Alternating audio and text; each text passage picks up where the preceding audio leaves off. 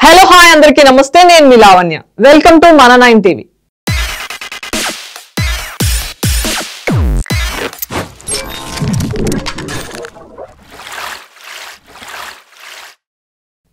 ఏపీలో ఎన్నికల వేళ కీలక పరిణామాలు చోటు చేసుకుంటున్నాయి.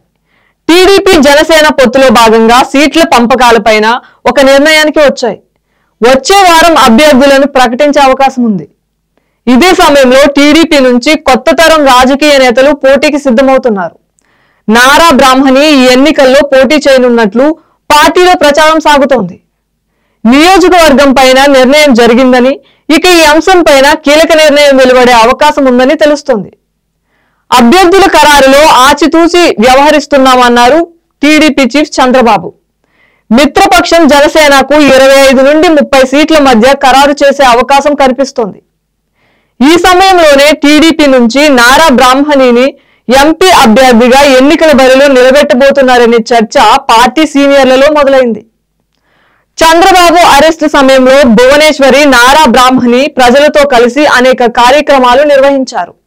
బ్రాహ్మణి ప్రసంగాలకు మద్దతు కనిపించింది. దీంతో వచ్చే ఎన్నికల్లో నారా బ్రాహ్మణి పోటీ చేయడం ద్వారా పార్టీకి కలిసి వస్తుందనే చర్చ మొదలైంది. బ్రాహ్మణి ఇప్పుడు పూర్తి హెరిటేజ్ బాధ్యతల్లో నిమగ్నమయ్యారు. భువనేశ్వరితో కలిసి బిజినెస్ వ్యవహారాలు చూస్తున్నారు.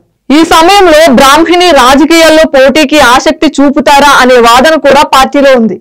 అయితే పార్టీలో బలమైన నాయకత్వం, ఎన్టీఆర్ వారసుల బాధ్యతలు పెంచాలని చంద్రబాబు ఆలోచన చేస్తున్నట్లు తెలుస్తోంది. అందులో భాగంగానే బ్రాహ్మణి పేరు ప్రస్తావనకు వచ్చినట్లు సమాచారం. బ్రాహ్మణిని విశాఖ లేదా విజయవాడ పార్లమెంటు స్థానంలో పోటీ చేయించే అంశం పైన చర్చ జరుగుతున్నట్లు సమాచారం. ఈ సమయంలో బ్రాహ్మణికి సీటు ఇస్తే పార్టీలో ఎలాంటి స్పందన ఉంటుందనేది మరో చర్చగా మారింది. పోటీకి బ్రాహ్మణి అంగీకరిస్తారా లేదా అనేది అన్నింటికంటే కీలకమైన అంశం. బ్రాహ్మణి అంగీకరిస్తే చంద్రబాబు తుది నిర్ణయం తీసుకునే అవకాశం ఉందని పార్టీ నేతలు చెబుతున్నారు.